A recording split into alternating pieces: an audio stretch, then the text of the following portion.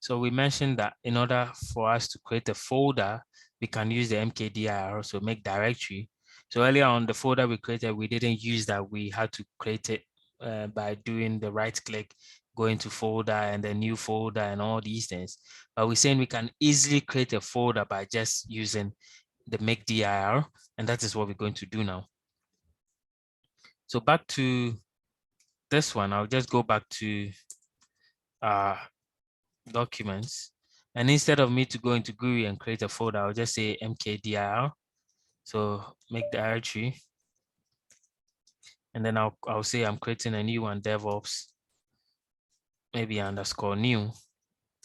And then once I do ls, it's telling me that there's a new folder created as DevOps underscore new. And if I go back to the folders, and you could see that it's also there as well.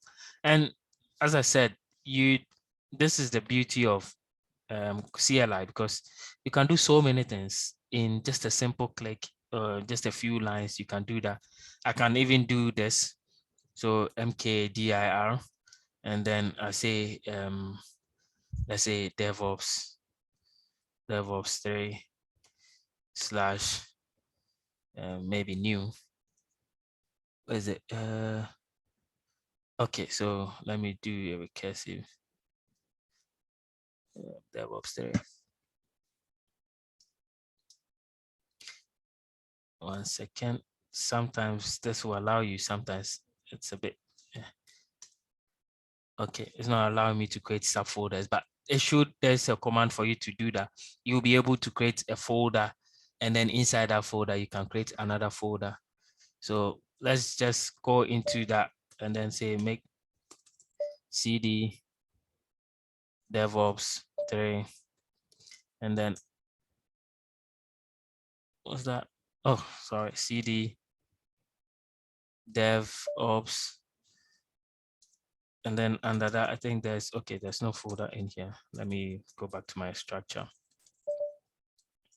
So one thing that you notice with time is that sometimes if you want to see what's inside a particular folder, you could do an ls.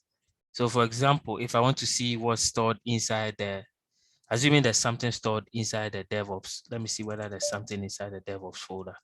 So DevOps new. So let me just do a quick one and create something in there, like new. And then if I go back, let's say if I'm in this folder and I move to documents, and I want to see what is inside, say, that folder called DevOps new, I can do an ls and it will tell me what's in there. I didn't go in there. If you look at it closely, I didn't go in there. I just said list what's inside this folder, and it's just telling me that there's something inside that folder. And so that's the beauty about this one. Sometimes it's very, very useful to also see that there are a few other things that will be hidden, and then you may not see it in here. So ls is just telling us that these are the things that are in a particular level, but it's not entirely the case. There's a few other stuff that are hidden, which are also there. So if you do that, if you do ls-a, it's just telling you that I want to see everything which is inside a particular level. So whether it's say it's a folder, whether it's a file and it's hidden or not. So anytime you see this one, it's telling you that that particular thing is a hidden file or folder. And so you cannot really see it. This is something that we'll look at later on. But all these ones that have a dot in front of them, it's telling you that these are all hidden files.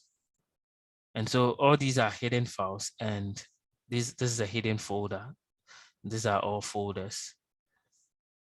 Normally, this is just telling you that you go one step backwards, but these are all hidden folders. And so what you have here are just some files or folders that are either hidden or not hidden. And that's why you cannot see all of them until you add a -a.